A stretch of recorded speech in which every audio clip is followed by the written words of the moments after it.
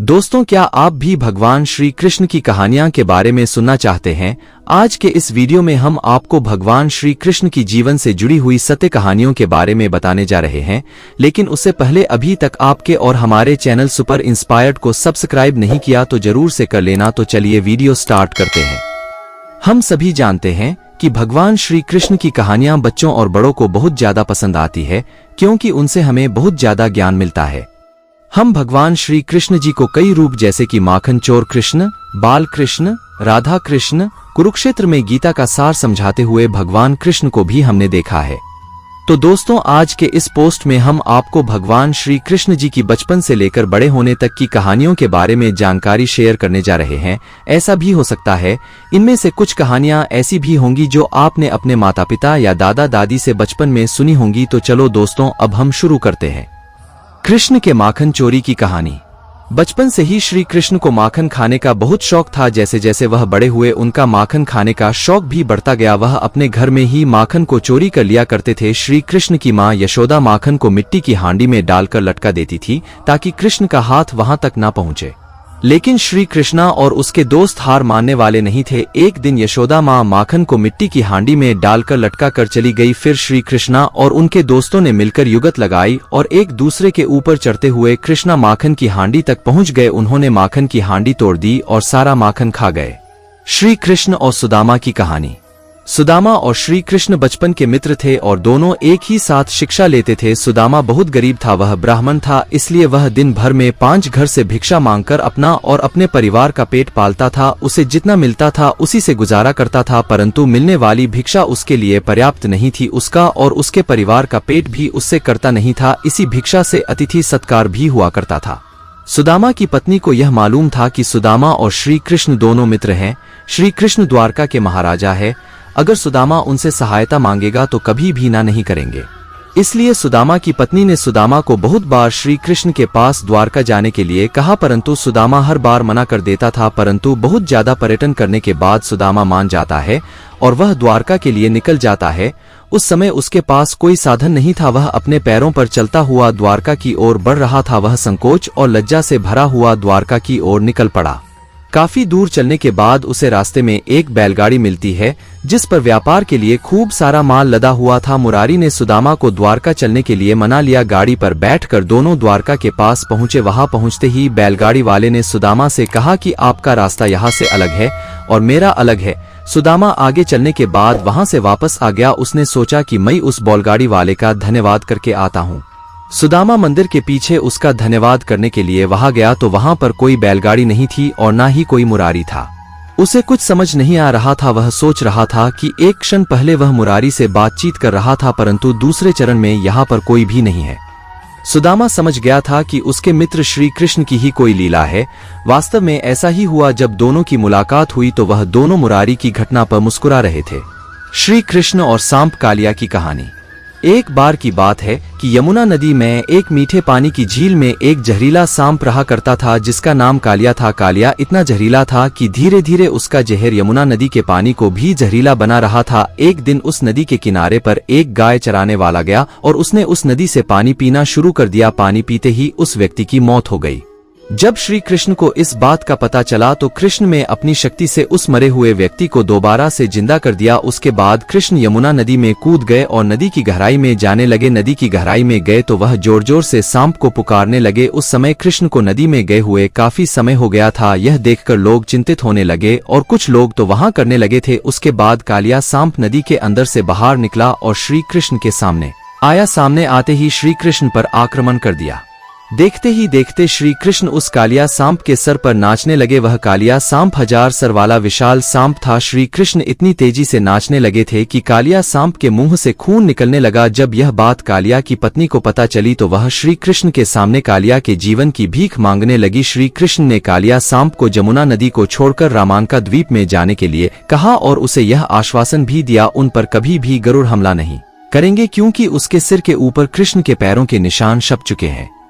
यह सुनकर कालिया सांप बहुत ज्यादा खुश हो गया और फिर वह अपनी पत्नी के साथ यमुना नदी को छोड़कर वहां से दूर चला गया। इस प्रकार श्री कृष्ण ने कालिया सांप से गांव वालों की रक्षा की। भक्त की रक्षा।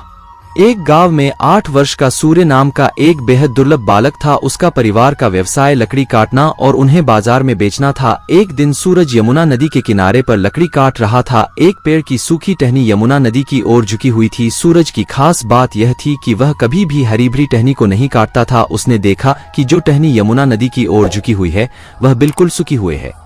उसने कुल्हाड़ी लेकर उसे काटने के बारे में सोचा। जैसे ही उसने अंतिम परिहार टहनी पर किया, टहनी नदी में गिर गई और सूरज ने भी उसी टहनी को बचाने के लिए यमुना नदी में छलांग लगा दी। यमुना नदी का बहाव बहुत ज्यादा तेज था क्योंकि वह मौसम बारिश का मौसम था। सूरज काफी देर तक नदी से बाहर निकलने के लिए प्रयास करता रहा परंतु उस धारा में खुद को बहने से न रोक सका। काफी मेहनत करने के बाद भी वह सफल नहीं हो सका था और नदी के बहाव के साथ ही बहता गया। उसने मदद के लिए श्री कृष्ण को पुकारा। उससे पहले अपने लिए निजी हितों के लिए कभी भी श्री कृष्ण को याद नहीं किया था। श्री कृष्ण भी अपने भक्त की पुकार सुनते ही नदी के किनारे पर पहुंच गए। उन्होंने देखा कि सूरज बेहोश और अचेत अवस्था में है। उन्होंने सूरज को नदी से निकाला, नदी के किनारे पर लिटा दिया। सूरज की आंखें बंद थी परंतु उसको एहसास हो रहा था कि किसी ने उसे बीच नदी से बाहर निकाला है और उसकी देखरेख कर रहा है। जैसे सूरज की नींद उठा, उसने देखा उसके आसपास कोई भी नहीं है परंतु वहां पर एक मोर पंख पड़ा था। इस मोर पंख को देखकर वह समझ गया कि उसके प्रभु श्री कृष्ण ने ही उसे बचाया था। श्री कृष्ण और गोवर्धन पर्वत की कहानी। एक बार की बात है कि वृंदावन के लोग गोवर्धन पर्वत की पूजा करने लगे थे। वह भगवान श्री कृष्ण के कहने पर उस पर्वत की पूजा करने लगे थे और इंद्रदेव की पूजा नहीं करते थे। इस बात पर देवराज इंद्र ब्रिज के लोगों पर बहुत ज्यादा क्रोधित हो गए और क्रोधित होकर उन्होंने उन्हें दंडित करने के लिए ब्रिज गांव के ऊपर गंगौर वर्षा करने के लिए बादल भेज दिए। इंद्र के आदेश देते ही वह बादल गांव की ओर चल पड़े और वहां जाकर बहुत ज्यादा बारिश करने लगे, जिसके कारण वृंदावन में बाढ़ की संभावना पैदा हो गई थी। बारिश इतनी ज्यादा होने लगी थी यहाँ तक कि कुछ लोगों के घर भी इस बारिश में बहने लगे थे। गांव के लोग बहुत ज्यादा डर गए थे और वह सहायता लेने के लिए भगवान श्री कृष्ण के शरण में पहुंचे परंतु भगवान श्री कृष्ण को पूरी परिस्थिति के बारे में ज्ञान हो चुका था। उन्होंने गांव वालों की सहायता करने के लिए अपने बाएं हाथ पर गोवर्धन पर्वत को अपनी छोटी उंगली पर उठा लिया और वह पर्वत पर पूरे गांव के ऊपर छतरी का काम करने लगा। देखते ही देखते वृंदावन के सभी लोग और गाय एक एक करके उस पर्वत के नीचे आने लगे। इस प्रकार भगवान श्री कृष्ण ने वृंदावन के लोगों की जान बचा ली। भगवान श्री कृष्ण के चमत्कार को देखकर लोग बहुत ज्यादा हैरान हो गए थे और इस चमत्कार को देखकर बादल भी वापस लौट गए और इस तरह भगवान श्री कृष्ण ने ब्रजवासी की रक्षा की और वह लोग खुशी खुशी रहने लगे। कृष्ण बन गए रखवाले। वृंदावन के छोटे गांव में पारो और रामदरस नाम के पति पत्नी रहते थे। वह दोनों आंखों से देख नहीं पाते थे और हर रोज भिक्षा मांगकर ही अपना जीवन व्यतीत करते थे। दोनों श्री कृष्ण की भक्ति किया करते थे। भोजन से पहले वह उस भोजन का प्रसाद लगा दिया करते थे। उस प्रसाद को अपने भोजन के पात्र में थोड़ा सा मिलाकर बाकी किसी दूसरे गरीब को खाने को दिया करते थे। श्री कृष्ण भी उनकी भक्ति से बहुत ज्यादा प्रसन्न थे, इसी कारण उनको कभी भूखे पेट सोने नहीं दिया करते थे। चारों ओर जन्माष्टमी की धूम मची थी। गोकुल, वृंदावन, बरसाना क्षेत्र में कृष्ण जन्मोत्सव की विशेष मनोहारी छटा देखने को मिलती है। पारो खुद भी पुत्र को जन्म देने वाली थी। उसे खुद नहीं मालूम था कि वह जन्माष्टमी के दिन एक पुत्र को जन्म देने वाली है। ठीक उसी समय उसने पुत्र को जन्म दिया। वह अपने माता पिता की तरह ही श्री कृष्ण की भक्ति करता रहता था। उसका नाम उन्होंने चंदन रखा था। वह नाम के अनुसार ही शांत और शीतल स्वभाव का था। चंदन जब भी बीमार होता था या फिर अपने रास्ते से भटक जाता था तो उसकी मदद एक गाय चराने वाला करता था। उसका नाम मदन था। उसने बताया था कि वह पास के गांव में रहता है।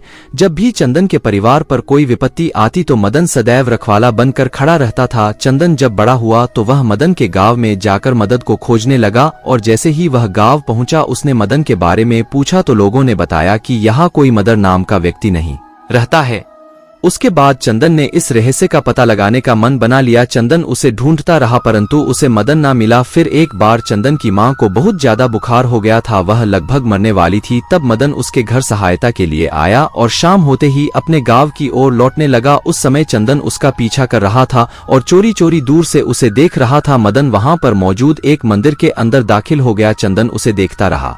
काफी समय तक इंतजार करने के बाद जब चंदन ने देखा कि मदन मंदिर से बाहर नहीं आया है तो ऐसे में चंदन उस मंदिर में गया। उसने देखा कि वहां पर कोई भी नहीं है। वह अदृश्य हो गया था। वहां पर केवल भगवान श्री कृष्ण जी की मूर्ति थी। चंदन समझ गया था कि वह मदन कोई और नहीं स्वयं श्री कृष्ण जी ठीक है जो उनके परिवार की हर मुसीबत में रखवाली करते हैं। भगवान कृष्ण और अरिष्टासुर कथा। एक बार वृंदावन में बहुत बड़ा बैल घुस गया और गांव में घुसने के बाद उस बैल ने लोगों पर आक्रमण करना शुरू कर दिया था, जिसकी वजह से काफी लोगों को चोट भी लगी थी। जब श्री कृष्ण को इस बात का पता चला तो वह उसी समय बैल के पास पहुंचे। बैल को देखते ही भगवान श्री कृष्ण समझ गए थे कि यह बैल असुर है और उसका नाम अरिष्टासुर था। वह बैल कृष्ण को देखते उनकी ओर आक्रमण करने के लिए दौड़ने लगा और उन पर हमला करने लगा। श्री कृष्ण ने उस बैल को परास्त कर दिया। परास्त होने के बाद वह बैल नतमस्तक होकर श्री कृष्ण के सामने बैठ गया और उसने श्री कृष्ण को बताया कि वह भगवान बृहस्पति का शिष्य है और उसने अपने गुरु के साथ दुर्व्यवहार किया था, जिसकी वजह से उसे असुर बैल बनने का श्राप मिला था। इस प्रकार भगवान श्री कृष्ण ने लोगों को अरिष्टासुर बैल से बचा लिया। माखन चोर भगवान कृष्ण कहानी। यह बात तो आप सभी लोग जानते हैं कि श्री कृष्ण को माखन खाना बहुत पसंद था। उनके माखन चोरी करने की आदत की वजह से उनकी मां यशोदा के साथ साथ उनके पूरे गांव वाले बहुत ज्यादा तंग हुआ करते थे। इसी वजह से कृष्ण की मां यशोदा माखन की मटकी को छत के ऊपर के भाग से लटका कर रखती थी ताकि कृष्ण से वहां तक पहुंचना ना जा सके और माखन चोरी ना कर सके। परंतु एक बार की बात है, एक बार यशोदा को किसी काम से घर छोड़कर जाना पड़ा। उस समय श्री कृष्ण ने अपने सभी दोस्तों को अपने घर बुला लिया और अपने दोस्तों की मदद से वह माखन की मटकी तक पहुंच गए। उन्होंने मटकी को तोड़ दिया और माखन निकालकर खाने लगे। इतने में उनकी मां यशोदा घर लौट आई। उन्होंने देखा कि कृष्ण अपने दोस्तों के साथ माखन की मटकी तोड़कर उसमें से माखन निकल कर खा रहा है। जैसे ही उनके दोस्तों को पता चला कि यशोदा मां आ गई है, उनके सारे दोस्त श्री कृष्ण को वहां अकेला छोड़कर भाग गए, परंतु कृष्ण नहीं भागे और वहीं बैठे माखन खाते रहे। उसके बाद कृष्ण को यशोदा मां से अच्छी डांट पड़ी। भगवान कृष्ण और फल बेचने वाली महिला की कहानी।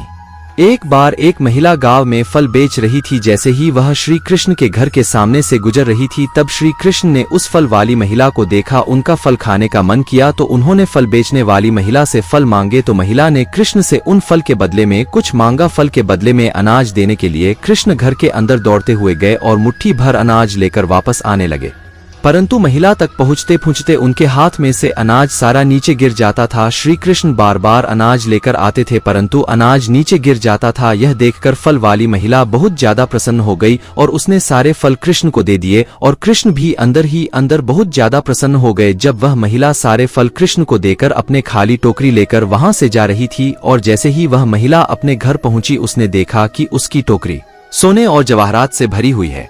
कृष्ण को गोविंद क्यों कहते हैं? एक दिन कामधेनु नामक गाय स्वर्ग से श्री कृष्ण के पास पहुंची और उन्होंने श्री कृष्ण से कहा कि वह देवलोक से उनका अभिषेक करने के लिए आई है, क्योंकि वह पृथ्वी पर गांव की रक्षा कर रहे हैं। उस गाय ने श्री कृष्ण को पवित्र जल से नहलाया और उनका दिल से शुक्रिया किया। इतने में उसी समय भगवान इंद्र अपने हाथी ऐरावत पर विराजमान होकर वहां से गुजर रहे थे। उन्होंने श्री कृष्ण को आशीर्वाद दिया और कहा कि इस पुण्य के लिए पूरे विश्व के लोग आपको गोविंद के नाम से जानेंगे। यही वजह है कि आज भी भगवान श्री कृष्ण को लोग गोविंद के नाम से भी पुकारते हैं। कृष्ण और पूतना असुर की कहानी।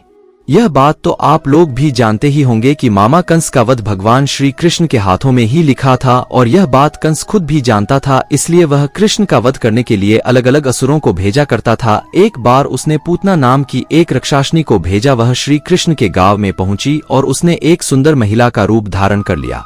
फिर उसने घर घर में जाकर श्री कृष्ण को ढूंढना शुरू कर दिया। कुछ देर ढूंढने के बाद में श्री कृष्ण के घर पहुंची और उसने श्री कृष्ण को पहचान लिया। उस समय उनके घर में कोई नहीं था। उस समय श्री कृष्ण भी बहुत ज्यादा छोटे थे। उस राक्षसनी ने कृष्ण को अपनी गोद में उठाया और उसे अपना जहरीला दूध पिलाने लगी।